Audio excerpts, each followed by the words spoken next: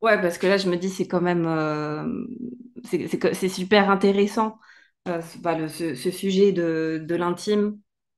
Et par rapport à, ben, comme tu dis, en tout cas, ce que je vois, c'est qu'il y a, enfin, moi, la première, c'est que mon corps, c'était ben, inconnu au bataillon. C'est-à-dire, mon corps, moi, s'arrêtait là. Et donc, et en plus, bon, de par ma personnalité, mon parcours, etc., enfin, moi, ouais, les chakras radio, ils fonctionnent très, très bien, mais en bas, c'était mais complètement inconnu, et même, ça ne m'intéressait pas. Parce que comme je me disais être spirituelle, pour moi, la spiritualité, c'était quelque chose de désincarné, et donc, voilà, moi, ce qui m'intéresse, c'est connecter avec le grand tout, la lumière, je ne sais pas où, mais le corps, pour moi, c'était c'est ça, désintérêt total, en fait, pour mon corps. Et quand je vois le chemin que j'ai pris aujourd'hui, et c'est pour ça que je dis que la vie est quand même pleine d'humour avec moi et que je me rends compte que là, je refais le chemin à l'envers, enfin, c'est-à-dire, je reprends tout de zéro, c'est-à-dire, je me suis rendu compte, moi, que grâce à la danse, en fait, c'était le moyen pour moi d'incarner ma spiritualité. Et c'est ce que je dis, c'est que c'est pour ça qu'aujourd'hui je transmets, parce que on enseigne aussi ce qu'on a le plus besoin d'apprendre. Mais moi, Mhm. c'était tellement la révélation de voir que avec tout le travail que j'avais fait sur moi, les thérapies, etc., les stages, les formations, tout, que tout ce que j'ai fait, quand j'ai commencé à danser de manière libre, j'étais complètement verrouillée. Et c'est là où je me suis dit, il y a un problème parce que comment ça se fait qu'il y a autant de blocages dans le corps avec tout le travail que j'ai fait? Et c'est là où je me suis dit, bon, bah, voilà, maintenant, on va y aller, on va aller dans la matière, quoi. Et, euh, et c'est pour ça, enfin, du coup, ton travail fait pleinement sens parce que, comme tu dis, c'est déjà reposer des fondations solides et puis, ouais, trouver cette sécurité dans sa maison intérieure, quoi. C'est ça, c'est sécurité. Et moi, ce que j'ai repéré, parce qu'en plus, je suis professeur de yoga, donc je peux te dire que des périnées, à l'époque où j'étais encore en train d'examiner pour voir comment étaient les périnées, de yogini, qui avait 20 ans de regard derrière elle, j'ai cette expérience. Et j'ai cette expérience que malgré les bandas, tout ce que tu travailles en yoga, eh ben, en bas, il n'y avait rien. C'était vide.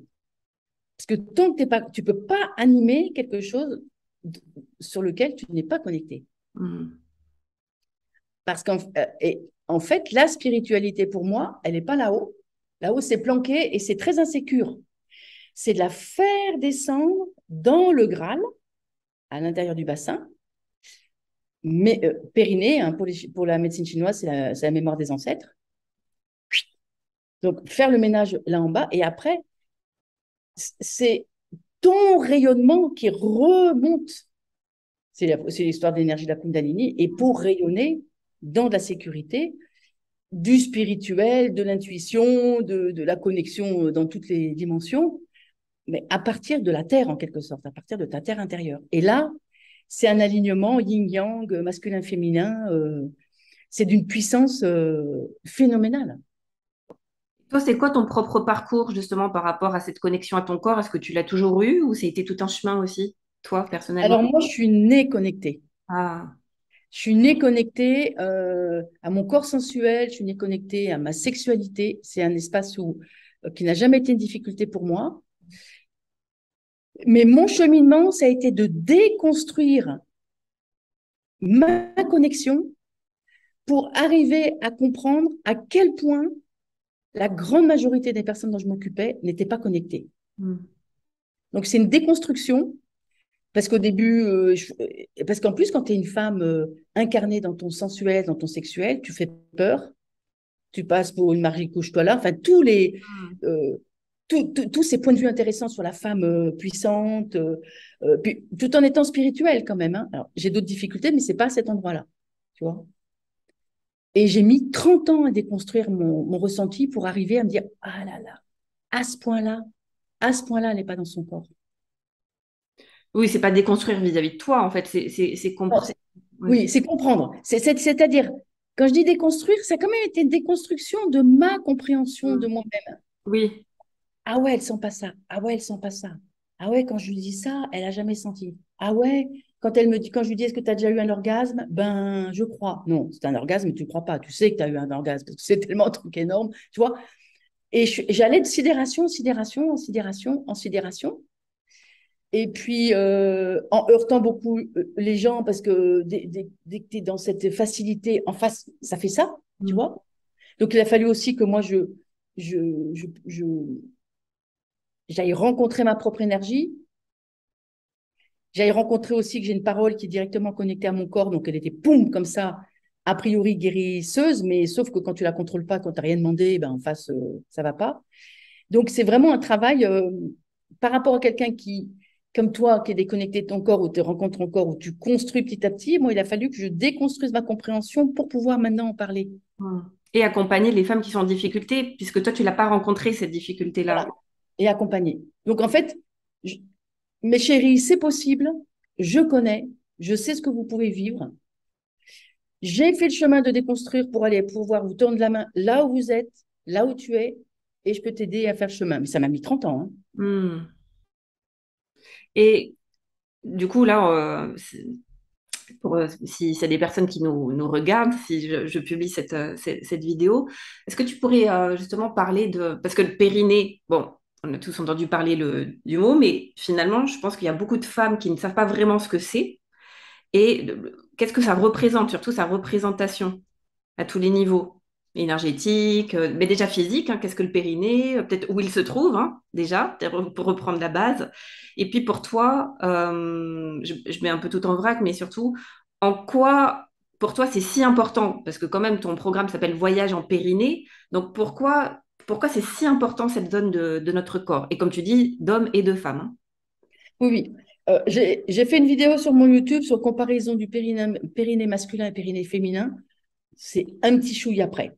Mais c'est la même musculature, sauf qu'il y a les orifices féminins qui traversent et pas de la même façon pour les hommes. Donc, en fait, moi, je me suis adressée aux femmes jusqu'à présent parce que c'était le public le plus facile à aller chercher, mais je vais aussi m'occuper des hommes parce qu'il y a énormément de difficultés chez les hommes aussi. Mm.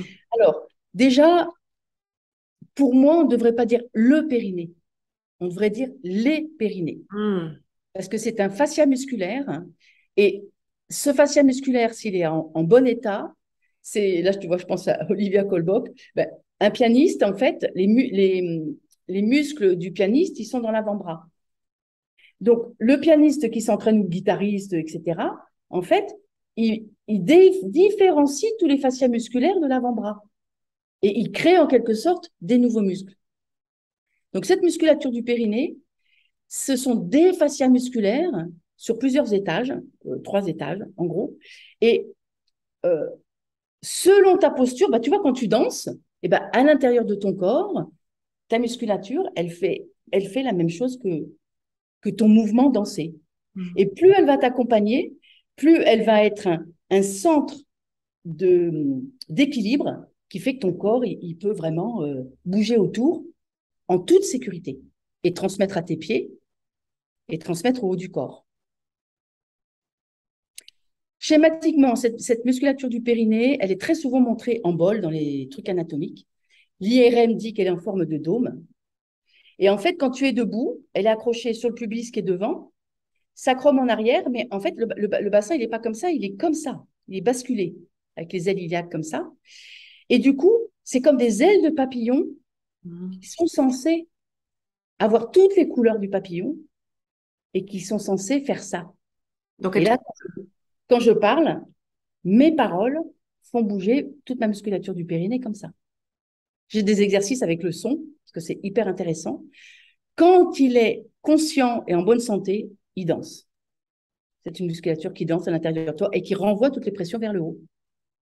Et donc, énergétiquement, s'il est en santé, s'il est sain, sain, S-A-I-N, eh bien, il va renvoyer toutes les informations, tu parlais spirituelles tout à l'heure, toutes les informations spirituelles qui arrivent, descendent, vont être réceptionnées dans ce Graal et vont remonter pour être rayonnées, pour se manifester dans la matière aussi.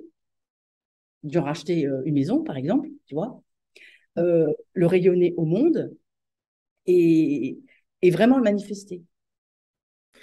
Et est-ce que, du coup, c'est ce que dans le Tao, ce qu'on appelle le chaudron sacré? Oui, C'est la fondation du chaudron. Ah ben, de toute façon, tu retrouves ça dans le Tao, tu retrouves ça dans toutes les énergies des arts martiaux. C'est le lieu, c'est la clé de voûte. Alors, toutes ces fibres musculaires se rejoignent dans ce qu'on appelle le noyau fibrocentral qui est en forme d'un œuf. J'ai tout un bouquin sur le symbolisme des chakras de Tara Michael. Et d'ailleurs, les deux premiers chakras sont, à mon avis, certainement dans la musculature du périnée. Et pour moi, cet œuf, ce noyau fibrocentral musculaire est la clé de voûte de l'énergie du corps. Et qui est où exactement? Ben, euh, à l'intérieur de ton bassin, donc le noyau fibrocentral, tu peux le sentir. Si par exemple tu mets ton pouce à l'intérieur de ton vagin et ton index au-dessus, à l'extérieur, tu sens que c'est très dense, comme là, comme cette partie-là de la main. Attends, sur la caméra. Ah, Voilà, comme cette partie-là de la main. Voilà. Ça a cette densité-là. Et puis après, tu as toute la musculature qui s'évade autour, pubis, sur les côtés des ailes iliaques et jusque sur le sacrum en arrière. hmm. Et comment on peut savoir personnellement si on a un périnée en bonne santé, quelles sont les caractéristiques d'un périnée en bonne santé et du coup à l'inverse un périnée en mauvaise santé? Alors là, par exemple, si je te pose la question, ton corps est ta maison, comment sont les fondations de ta maison? Là comme ça, Ouais. sans toucher, sans juste intuitivement finalement. Si je te pose la question là à toi, Oui, ton corps est ta maison, comment sont les fondations de ta maison? je le sens solide. Enfin, c'est ce qui me vient. Alors, oui, bon, alors peut-être ton périnée est solide. Alors, solide, c'est parce que tout à l'heure, tu disais que tu n'étais pas dans ton corps, mais tu as fait du chemin depuis. Mm. Donc, dans cette solidité, si tu vas voir cette solidité, est-ce que tu te sens en sécurité? Quand je m'y connecte vraiment, oui. OK. Bah, donc, certainement, tu as une musculature du périnée en bonne santé. Donc, c'est pas quelque chose de musculaire. C'est pas un périnée parce qu'on parle de muscler le périnée, de détendre Oui. le périnée. Du coup, on ne sait plus trop s'il faut le détendre, le muscler. Moi, je pensais qu'il fallait, typiquement, au début, je pensais qu'il fallait le muscler. Et puis dernièrement, je me suis aperçue que peut-être que moi, il était trop musclé. Et qu'au contraire, moi, il fallait le détendre. Et c'est pour ça aussi, quand je te dis solide, c'est parce que presque moi, il est presque fermé. Oui, bah en fait, je suis pas allée plus loin dans la question, on est en interview, etc.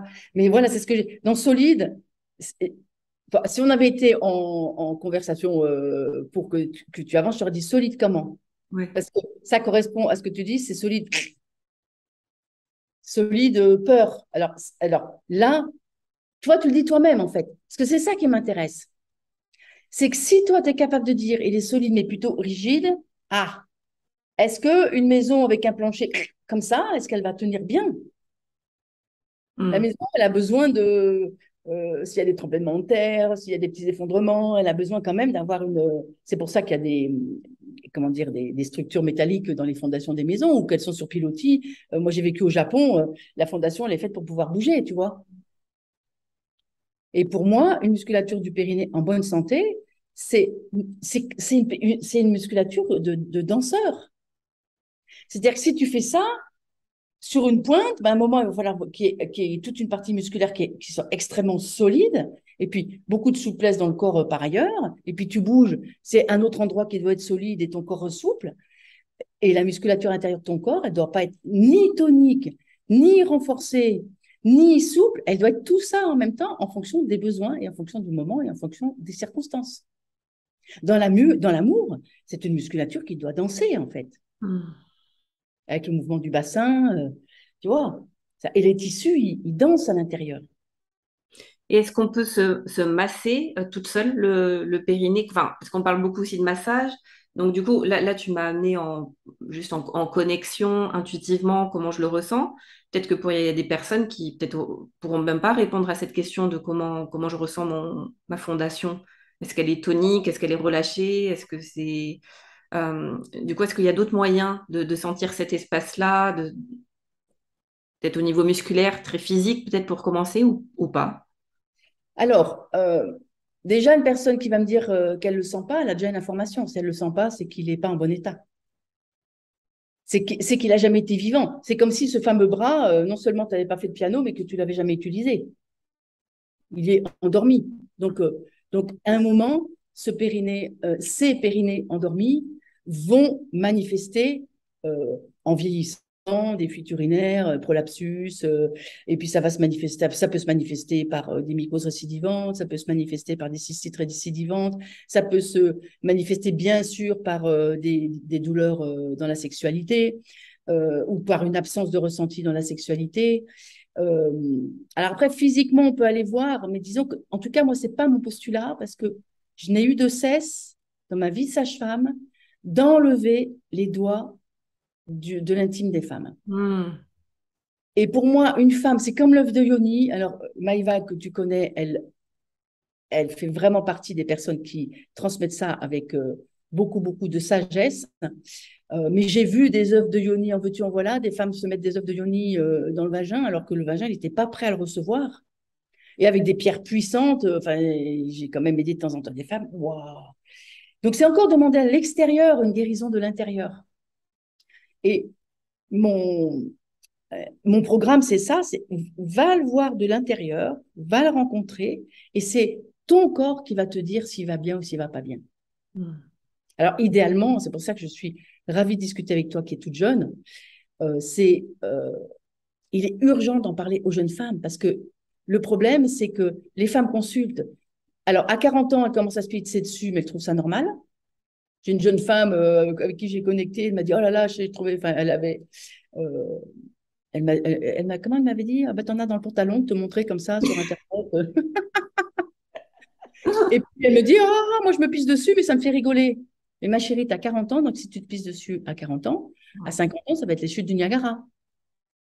Donc, si tu es déconnecté à 30 ans, si tu es périnée béton ou périnée coton, c'est ma façon de parler, à 30 ans, il faut que tu te connectes à cette partie de ton corps parce que ça ne va pas s'arranger euh, plus tard.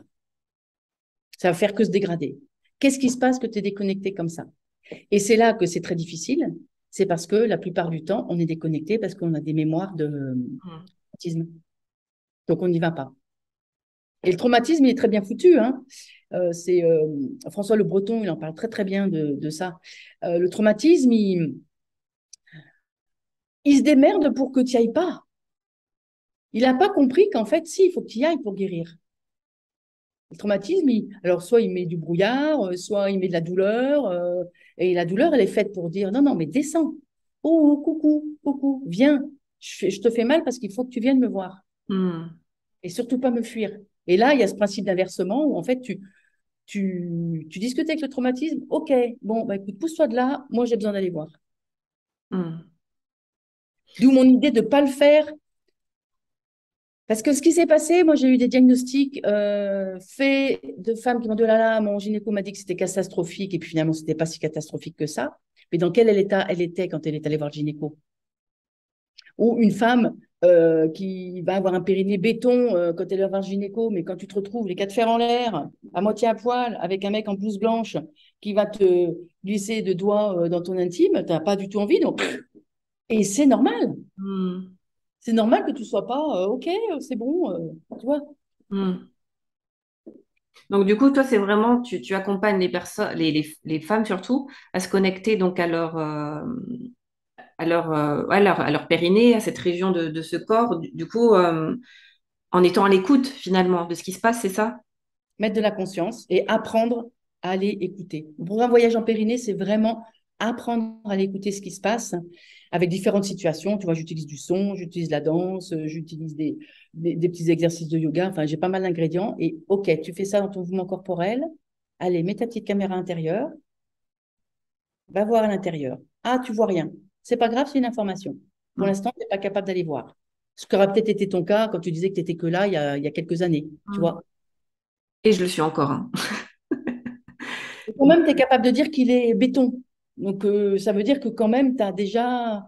Tu as déjà réussi à aller voir Oui, après j'ai beaucoup beaucoup travaillé et je travaille encore sur moi dans ce domaine-là beaucoup. Donc oui, en tout cas, je le sais, on me le dit aussi. Enfin, en tout cas, voilà, c'est pas un scoop, c'est clair. Mais moi, en tout cas, c'était une zone qui était désertée.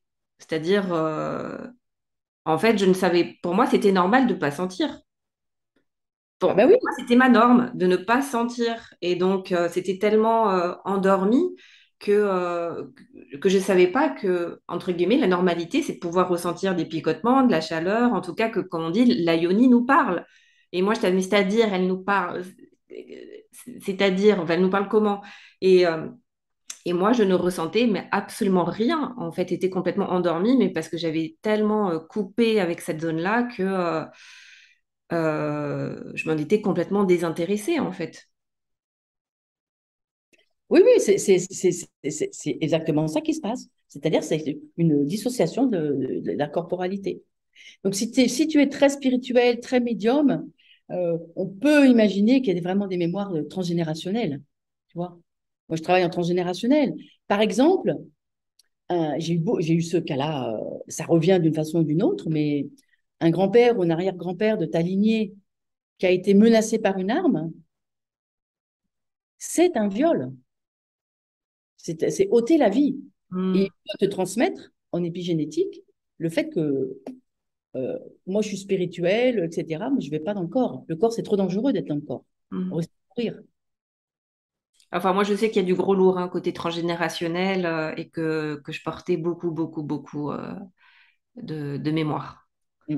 Alors, Donc, bien sûr, la mémoire des femmes, ce qui se passe, c'est assez souvent les femmes qui cheminent, elles sont allées voir la mémoire côté maternel, la mémoire des femmes, mais elles ne sont pas allées explorer côté homme. Et moi, la plupart des femmes que j'accompagne, qui ont déjà bien souvent fait un cheminement, eh ben, si on allait voir des côtés des hommes, elles se disent oh, pétard. Et là, il y en a une qui m'a écrit hier, qui m'a dit, oh, suite à notre conversation, je me suis rendu compte à quel point j'avais été amnésique, parce qu'en fait, mon grand-père, sa première femme, est morte à 38 ans. Donc, elle avait connu la grand-mère de remplacement. Et elle avait oublié toute la lignée de la grand-mère morte, avec des morts d'enfants, avec des trucs, et tout un pan de la lignée qui a complètement éclairé et sa problématique, tu vois. Il y a des endroits d'amnésie. Très souvent, on est amnésique dans l'histoire familiale à l'endroit où ça nous. hmm. Ben, où c'est le plus douloureux, quoi. Ouais. Et ben, est-ce que tu as envie de nous parler un petit peu justement de ton programme, justement, comment tu accompagnes ces femmes, comment tu les fais voyager dans leur périnée? Alors, Voyage en Périnée, c'est un programme qui est fait sur 21 vidéos de 10 minutes. Je fais un format court. Comme j'étais sage-femme, enfin, je suis toujours sage-femme dans mon cœur, que j'avais affaire à des jeunes femmes débordées par un bébé, j'aurais toujours proposé des choses très pragmatiques, très courtes à faire dans un temps court. Il n'y a pas besoin de se mettre 1 heure en méditation, etc. Et puis même dans ces 10 minutes, tu peux faire un exercice à la fois de quelques minutes. Et donc c'est basé sur 3 semaines en posture allongée, en posture assise, en posture debout, beaucoup plus dans le mouvement. Chaque expérience est une expérience corporelle. Il y a aussi des expériences de méditation, il y a aussi des expériences de visualisation, il y a aussi des expériences avec le son, qui fait que je guide pour dire, OK, fais ce mouvement, vas-y, vas-y, arrête-toi. Quand tu t'arrêtes, mets ta petite caméra à l'intérieur et va voir ce qui se passe à l'intérieur de ton corps. Les couleurs, les mots, les peurs, voilà, qu'est-ce qui se passe? Et petit à petit, en cheminant, ben, il y a des tas de personnes qui voient des libérations de traumatisme. Et ça se fait petit à petit, la connexion se fait petit à petit à cette partie du corps. Parce que c'est une musculature intérieure. Donc, tu vois, un kiné peut t'aider à remuscler ton corps extérieur parce qu'il voit. Mais en fait, beaucoup de rééducation du périnée échouent parce que la plupart d'entre nous qui sommes des rééducateurs, nous ne sommes pas en paix dans notre intime. Hmm. Donc, comment tu peux transmettre quelque chose alors que toi-même, tu n'es pas en paix? Moi, le nombre de sages-femmes, de kinés que j'ai accompagnées qui n'étaient pas du tout en paix à cet endroit-là et qui pourtant euh, font de la rééducation du périnée, c'est logique que ça ne fonctionne pas. Et tu disais, je rebondis sur, tu disais, tu parlais de la notion du fait de voir en fait un traumatisme, par exemple, qui remonte à la conscience. Est-ce que, est-ce que ça suffit de voir pour guérir ou comment on guérit concrètement? Parce que moi, j'ai conscience de plein de traumatismes ou plein de schémas, de mémoires. Et pour autant, j'ai pas tout guéri. Donc, comment tu t'y prends, toi? Donc, déjà, ce que je pense par rapport au peu que tu m'as dit, c'est que tu connais tes traumatismes avec ta tête. Ouais. Et là, ils vont se manifester à partir du corps. Hmm. Ok. C'est-à-dire que quand d'un coup, tu descends, puis d'un coup, tu as... Ah, mais mon grand-père, moi, j'ai eu ça. Hein. Moi, j'avais un sentiment de trahison qui m'encombrait la vie de façon terrible. Et puis, en faisant un travail transgénérationnel qui m'amène vraiment dans le corps, qui est maintenant ce que j'accompagne aussi, j'ai compris, je dis, ah là, mais mon grand-père, pendant la guerre, il a été obligé de servir les Allemands parce que sinon, les Allemands, ils disaient, si tu ne nous répares pas ce truc-là, on va tuer tes enfants. Mais je l'ai compris dans une émotion, j'ai compris dans un, oh, ah, mais ça y est, j'ai compris. Hmm. Donc là, ça déprogramme à condition derrière, parce que le corps, il a l'habitude de vivre avec son traumatisme. Donc si derrière, tu n'enclenches pas ton propre guérisseur en disant, à chaque fois que tu as le sentiment de trahison qui revient, de vérifier, non, j'en veux plus, ça appartient à mon grand-père, c'est pas mon histoire. Et Hmm. donc, il y a vraiment un travail d'implémentation, en fait, de planter l'émotion guérissante. Parce qu'en fait, je vois un nombre de personnes que j'accompagne. La séance d'après, elle est revenue au point de départ. Je dis, non, mais non, non, non, qu'est-ce que tu fais là? T'es reparti. Parce que ton corps a l'habitude d'être avec ça. Hmm. Ça, c'est hyper important, ouais, d'en parler parce que, voilà, avec tout le travail aussi thérapeutique, souvent, on a souvent conscience, en fait, des choses, mais c'est pas suffisant, comme tu dis. Et donc, après, c'est comment on implémente, en fait, cette guérison dans le corps. Et donc, c'est à la fois se rappeler que c'est une histoire bah, qui n'est plus d'actualité ou qui ne nous appartient pas. Et après, ça demande quand même un passage à l'acte derrière. Ouais. Alors moi, mon truc à moi, c'est pose ton cul. C'est-à-dire que quand tu es repris par quand tu es repris par tes difficultés, on a tendance à être en haut. On a tendance à mentaliser ta ta ta ta ta ta ta ta ta coin coin coin coin coin coin. Et là, à ce moment-là, et puis le corps, il est souvent un petit peu comme ça. Hop. Oh là là, je sens que mon truc là, il revient. Hop, allez, je me pose, je remets ma petite caméra intérieure, je me reconnecte. C'est là que Voyage en Périnée intervient. Je me reconnecte à mon Graal. Ok, ça va mieux. Grand-père, voilà, je te rends ton paquet, je te donne la conscience. Continue ton chemin d'âme, mais je ne suis plus attachée à ça. Et toi, tu as besoin de cette conscience pour continuer ton chemin d'âme. Mais c'est plus à moi, on n'est plus attaché. Et ça te demande d'y revenir, d'y revenir, d'y revenir. Les mantras, ça sert à ça. Moi, il y a un mantra qui m'a sauvé la vie, c'est les juges à la porte. Le jour où je l'ai reçu, justement, c'est un travail corporel de conscience et je me suis rendu compte que j'avais été éduquée dans du jugement permanent. Mais c'est ma génération aussi. Hein. Hmm. Et au début, à chaque fois que je voyais, d'abord, j'ai appris à repérer que j'étais dans le jugement. Après, je voyais le jugement arriver tout de suite, les juges à la porte. Et je me suis rendu compte qu'au début, j'utilisais ce mantra, mais au moins 1000 fois par jour. Et puis, à force de l'utiliser 1000 fois par jour, bah, ça a été plus que 100 fois. Puis maintenant, c'est de temps en temps, de temps en temps. Oh, Anne, là, qu'est-ce que tu es en train de faire? Les mantras, c'est fait pour ça aussi. Il y a plein de... ça peut être du dessin automatique, là, tu vois, de l'art-thérapie, ça peut être de l'écriture automatique. Dès que tu sens que tu repars dans ce qui est ta difficulté, hop, tu te poses et puis tu poses un acte, quelques instants, pour te reconnecter vraiment à toi et bien comprendre ce qui t'appartient, ce qui ne t'appartient pas. Hmm. Parce que beaucoup de thérapie, beaucoup de guérison, c'est miraculeux sur l'instant et puis après, 2 mois après, tu es retourné au point de départ. C'est ça. Parce que toi, là, tu as un truc de prendre l'entière responsabilité de ta guérison, de dire, OK, c'était une émotion de dingue, j'ai vécu un truc de dingue. Par contre, je l'oublie pas pour vraiment apprendre à mon corps à ne plus vivre avec ça. J'ai pensé à une petite j'ai une idée pour expliquer ça. Par exemple, tu as appris une poésie quand tu étais à l'école, quand tu étais toute petite, une poésie que tu adores, que tu t'es répétée des dizaines, tu te la chantes, tu la connais par cœur, mais dans ce poème, il y a quelques phrases qui sont fausses. À ton avis, pour réapprendre ce poème avec les phrases justes, combien de temps il te faudra? Alors que tu la répètes depuis des années, des années, des années avec la faute. Je ne sais pas si c'est rapide, hein. Ben voilà, c'est ça mon idée, c'est que c'est c'est pas rapide parce que tu la connais tellement par cœur.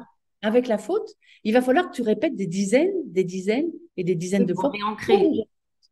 Et la faute, elle va avoir tendance à se glisser en permanence. Et ben le traumatisme, quand tu l'identifies, Hmm. faut faire ce job-là derrière. Et c'est là que c'est personnel, que c'est fastidieux et que personne ne peut le faire à ta place. Ouais, donc ce que tu dis, c'est qu'il n'y a pas de recette miracle magique, c'est pas une séance de chamanisme. Pour faire un peu.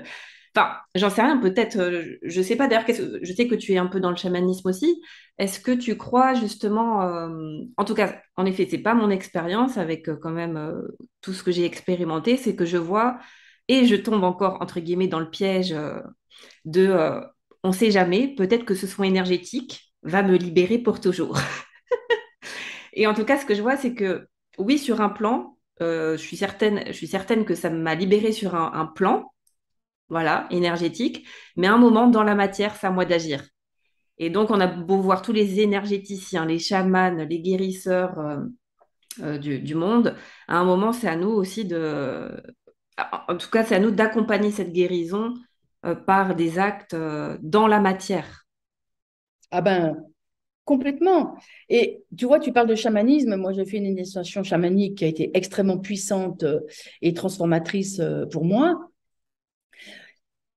Et d'ailleurs, le chaman, il vient me voir en disant, mais c'est marrant, Anne, quand tu es dans des énergies extrêmement difficiles, on voit que tu traverses. Alors déjà, c'était mon métier de sage-femme. Et le fait d'avoir déjà accouché, c'est-à-dire que quand j'étais dans des trucs extrêmement puissants, j'avais mon réflexe de, OK, bon, là, il faut que j'accouche de quelque chose, j'ai pas besoin de m'affoler, je traverse. Et ça a duré 2 ans, cette initiation. Et je voyais à chaque fois, parce que bon, c'était les mêmes personnes qui revenaient, et dans les trans, on partait en transe pendant plusieurs heures, euh, je voyais des gens qui avaient toujours les mêmes réactions. Toujours, et d'une séance à l'autre, d'un week-end à l'autre, toujours les mêmes réactions, toujours les mêmes mots, toujours je suis prisonnier de ces gens-là, toujours les mêmes débriefings, etc.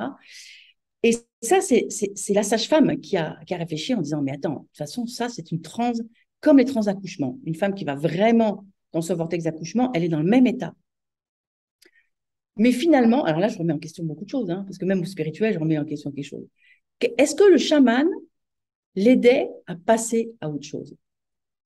Le chaman, il lui enlevait des machins, des trucs et des bidules et de l'encens et machin. C'est un mec super. Je ne veux pas le nommer parce que je ne suis pas en train de le dégommer, mais disons que moi, c'est ma compréhension. Ça remet en cause beaucoup de choses. C'est non. Là, en plus, c'était souvent des gens qui étaient honorés. C'est comme si c'était des médecines qui n'étaient pas encore transformées pour passer à l'acte de guérison, pour passer à l'acte, je passe à autre chose. Et quelque part, les personnes qui étaient dans la redondance, moi maintenant dans mes accompagnements, je veux plus te voir maintenant. Tu as tous les outils. On fait quelques séances pour que je vérifie qu'est-ce que tu fais des outils. Donc, je fais ça maintenant. C'est des séances où je ne fais pas des soins, mais on vérifie les outils. Ah, mais non, regarde, tu es reparti comme quand on s'est rencontrés il y a 4 mois. C'est à toi d'agir. Je ne veux plus te voir, je ne veux plus venir que tu viennes faire des trans ou des je sais pas quoi, parce que tu as un boulot personnel à faire. Et Hmm. ça demande de dire c'est OK, c'est une cliente, mais je veux plus de cette cliente parce que tu sais, tu peux entretenir des clients pendant des années. Hein. Pas de la dépendance. Et ouais, toi, tu gagnes du fric, tu as besoin d'aller chercher les gens. Et moi, c'est le fait d'être sage-femme qui fait que j'ai un métier où le client ne fait que passer en quelque sorte. J'ai jamais pu avoir une clientèle, parce que le métier de la sage-femme, c'est de plus revoir après les personnes ou 2, 3 fois. Mais donc j'avais appris ce truc que je reconstruis à chaque fois. une clientèle, mais que je ne dépends pas de celle que j'ai déjà vue. Donc, ça m'a aidé aussi à poser ça en disant, mais écoute, ça, on l'a vu 10 fois. Par toutes les coutures, je t'ai aidé à aller le visiter. Maintenant, c'est à toi de bouger. C'est En à tout cas, toi de traverser. je trouve ça super important en tout cas qu'on en parle parce que, enfin, même moi, hein, la première, si je suis pas vigilante, voilà, je pourrais enchaîner les soins énergétiques, consulter différentes personnes. Et puis en plus, parce que je suis curieuse et puis j'aime découvrir. Enfin, moi aussi, j'attends le chaman qui va me guérir de toutes mes blessures avec un petit peu, je fais une caricature, mais avec sa plume d'aigle et puis un peu de sauge. Et, euh, et qui me dit, ça y est, je t'ai libéré forever. Donc maintenant, tapis rouge. Et on me l'a déjà dit, en fait. C'est que on m'a déjà dit, ça y est, t'es libéré, il n'y a plus aucune trace et tout. Sauf que je me suis juste rendu compte que sûrement sur un certain plan, il m'a libéré, sauf que c'est comme si c'était dans le subtil et que maintenant, il fallait descendre dans la matière et que c'est à moi, en tant qu'être incarné, maintenant, d'incarner ce changement-là. Et, Oui. euh, et, et moi, je me suis dit, ça y est, on m'a libérée, donc ça va tomber du ciel. Maintenant, tout va changer. Et en fait, ben, j'ai vu que rien ne changeait si moi, je ne posais pas un acte. Et ça, je trouve que c'est pas assez dit ou il n'y a pas assez de conscience dessus. Et donc, on se retrouve avec des gens, encore une fois, je m'inclus dedans, qui peuvent enchaîner les rendez-vous, les soins énergétiques et finalement déléguer leur pouvoir à quelqu'un d'autre. Mm. Je te rassure, j'en ai fait 12 000 aussi, hein, moi. Bon, en plus, mais ça y est, maintenant j'ai vraiment compris ça. Et puis si j'y vais, c'est vraiment avec la conscience que j'y vais. Personne ne peut aider qui que ce soit. Mm. C'est-à-dire, là aussi, je reviens vraiment à mes métaphores de mon métier de sage-femme. Ma chérie, je ne peux pas accoucher à ta place. Je peux t'apporter la sécurité. Je peux te donner des trucs pour que tu traverses les intensités des contractions, mais je ne peux pas sortir ton bébé à ta place. Ou alors, quand on te fait une césarienne, un forceps, une médicalisation. Mais si tu accouches dans ton énergie naturelle, moi, je ne peux que être le gardien de la sécurité, t'emmener à l'hôpital s'il y a besoin, agir de façon urgente si tu fais une hémorragie pour faire des gestes d'urgence si c'est nécessaire. Mais la plupart du temps, c'est pas nécessaire. Par contre, il n'y a que toi qui peux y aller. Et la guérison, c'est la même chose. Le chaman, le guérisseur, l'hypnotiseur, etc., il pose le cadre de la sécurité. Il dit, dans cette sécurité, vas-y. Mais c'est à toi d'y aller.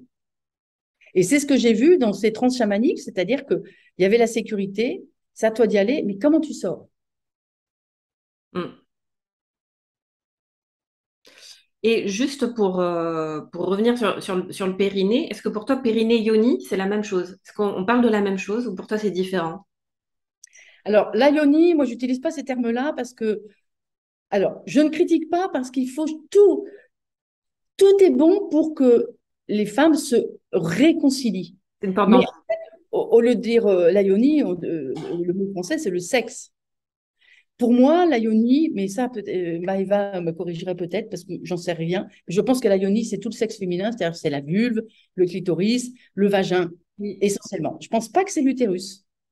Je pense que pour moi, l'utérus, c'est une autre entité, mais c'est vraiment le sexe et même l'anus, et donc c'est enveloppé par le périnée, par la musculature du périnée. Disons que la musculature du périnée, c'est l'enveloppe de ce qu'à mon avis, on appelle la yoni. Mais je ne suis pas spécialiste de Ok. ces termes-là, Oui. donc je ne peux pas m'avancer plus. C'est plus un ressenti que je te partage là. Oui, oui. En tout cas, yoni, je crois que c'est le sanskrit à la base, le terme, ça veut dire la source. Oui, mais c'est pour ça que euh, si tu veux, moi, j'ai un côté très pragmatique et le féminin sacré, Yoni Shakti dans le Tantra, etc. J'ai toujours l'impression qu'en fait, c'est encore de la marmelade, on ne sait pas vraiment de quoi on parle, Oui, c'est parce qu'en ça. sanskrit, c'est pas le sexe, c'est la source. Oui. Mais notre énergie sexuelle est notre énergie fondamentale d'élan de vie Mm. au service du sexe, mais au service de créer un business qui te ressemble, de créer une entreprise, de créer une famille, de faire l'amour, de vivre, d'être connecté au spirituel, de vivre. Et justement, j'ai demandé, bah, pour toi, c'est quoi les bénéfices en fait de se réconcilier ou d'habiter pleinement son périnée? C'est tout ce que tu viens de mentionner? C'est pleine présence. Pleine présence ici, Maintenant, dans le corps, on a cette expérience, si on vient au monde dans un corps, c'est qu'on a à faire l'expérience du corps, de ce corps-là, dans cette incarnation-là. Et du coup, est-ce que tu dirais que pour toi, l'âme, elle est dans le cœur ou elle est dans le périnée? Oh, est-ce que je vais me lancer dans une réponse?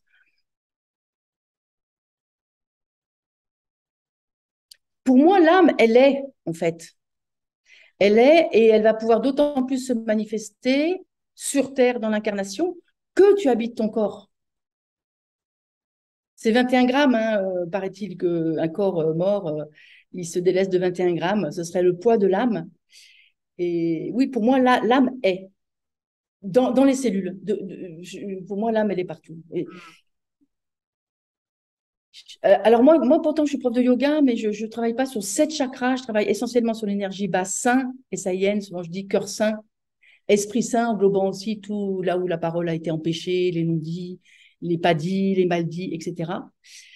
Euh, mais surtout, je ne fais pas tellement de séparation. Hmm. J'ai l'impression qu'en fait, on resépare comme la médecine nous a séparés, la bouche, les oreilles, le cerveau, le cœur, le bassin, alors que tu peux faire une crise cardiaque parce qu'en fait, tu as été blessé dans ton intime et que du coup, ça t'a brisé le cœur, tu vois. Je te pose la question parce que c'est vrai que ça peut amener aussi beaucoup de confusion, parce qu'il y a des approches où on va te dire connecte-toi à que voilà, ton âme est dans ton cœur. Donc souvent quand on va parler du cœur, on va souvent parler de l'âme dans le cœur. Et d'autres, notamment peut-être plus des approches tantriques, vont parler. Alors je ne sais pas si elles parlent de l'âme, hein, là c'est juste je, peut-être ma compréhension ou peut-être ma mauvaise compréhension, mais en tout cas, il y a beaucoup de femmes qui disent que pour elles, leur être est dans leur utérus, justement, et dans le ventre, et que pour elles, presque l'âme, elle est dans le ventre, en fait, dans notre matrice. Alors là, je vais choquer pas mal de personnes, hein. Suite à un stage que j'ai donné, que j'ai appelé justement bassin, S-A-I-N, cœur sain, et S-A-I-N, esprit sain, il y avait une jeune femme qui était kiné, et puis je crois elle est devenue ostéopathe depuis, qui, à chaque fois, je lui disais, bon, qu'est-ce que tu sens dans ton bassin? Et elle me répondait, ah, mon utérus, tatati, tatata. Qu'est-ce que tu sens dans ton bassin? Ah, elle me répondait, mon utérus, tatati, tatata. Puis au bout d'un moment, je lui ai posé la question, mais ton bassin, c'est ton utérus, c'est ton bassin? Et là, tu vois, ça fait pouf. Elle m'a dit, mais ça y est, j'ai compris. Mon mec, il me dit toujours, tu me fais chier avec ton utérus. L'utérus, c'est une petite noix qui n'est rien, enfin, qui n'est rien de plus que quel que soit un autre organe, d'une certaine façon. C'est là, je fais très très attention, je dénigre pas. Et c'est là que je me méfie beaucoup, beaucoup de ce que je transmets parce que c'est Mathilda, la bénédiction de l'utérus. C'est génial ce qu'elle a apporté à l'époque, elle a apporté. Sauf que ce que j'ai observé chez beaucoup de femmes, ça réduit leur bassin à l'utérus. Alors que l'utérus, il est, si tu veux, et ça concerne le périnée, parce qu'il est en équilibre entre la vessie, l'utérus et le rectum, donc ils se tiennent les uns les autres avec des ligaments. Il y a le périnée dessous qui fait comme une forme de soutien, enfin c'est surtout les ligaments qui soutiennent, et puis le périnée fait que ça soutient d'autant mieux. Euh, et, et il y a toute cette musculature du périnée, et il y a le sexe à l'intérieur d'un bassin, à l'intérieur d'un corps. Donc, j'ai le sentiment que à chaque fois qu'on se fixe sur un truc, on est encore dans la séparation. Hmm. Qu'on ait besoin de guérir nos utérus, qu'on ait besoin de guérir des morts d'enfants, qu'on ait besoin de guérir des drames qui s'est passé dans l'utérus, oui.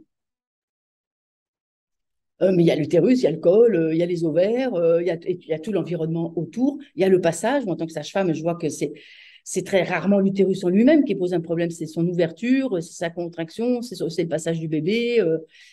C'est plein de choses. Donc pour moi, ouais, pour moi, l'âme, elle est dans un corps qui va s'harmoniser parce que tous les étages sont heureux.